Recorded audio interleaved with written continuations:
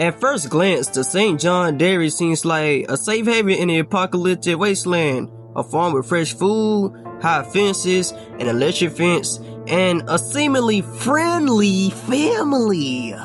But if you have ever seen a horror movie, you already know this is too goddamn good to be true.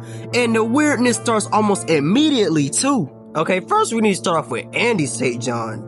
He's more the charming frontman of the operation. He got that smooth, polite demeanor that screams something's off. You know that feeling when someone's smiling at you, but it feels way too forced and they being overly nice and it seems forced as well. Yeah, that's Andy right there. For the moment you meet him, you can tell there's something lurking behind those eyes. Something is just not right with this man. You know, it's the little things that make Andy weird.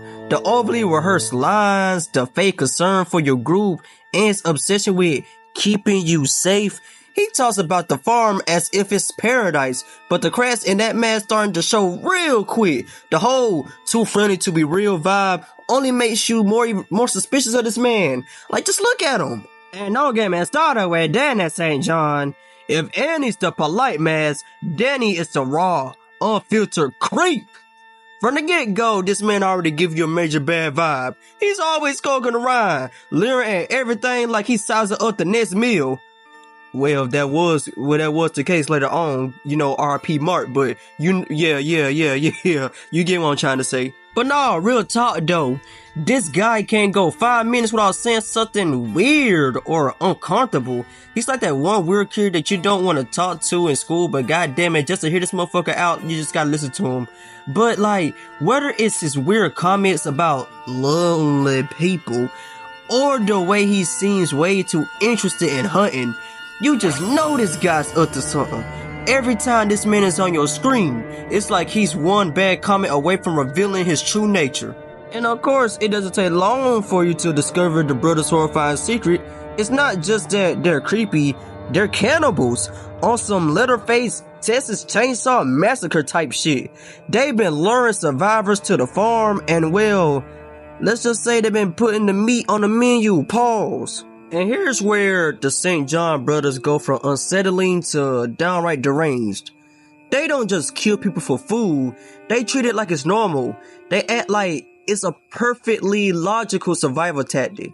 And that what makes them truly weird. They have justified the unjustifiable, turning their twisted worldview into a family tradition. Like some Texas Chainsaw type shit, that's what I'm trying to tell y'all niggas. When the truth finally comes out, the brothers unravel. Andy goes from the calm, polite leader to a desperate man who's lost control. While Danny was always a little off the rails anyway, but now he's completely unhinged. The St. John brothers' weirdness wasn't just an act, it was a reflection of how deeply broken they were by the world around them.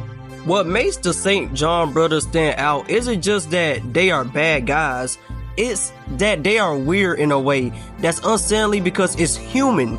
They are not evil geniuses or super villains or super antagonists. They're just regular people who have gone down a dark, twisted path. And that's what makes them so memorable and so disturbing and disgusting. The St. John brothers are some of the weirdest villains in The Walking Dead. Well, the Telltales of Walking Dead. Not because they are the most dangerous, but because their weirdness feels so real. They smile when they should cry, laugh when they should feel guilt, and make you question just how far regular people can fall when pushed by desperation. And in a world where survival is everything, the St. John brothers remind us that sometimes the scariest monsters aren't the walkers. They are the humans who have also lost their way.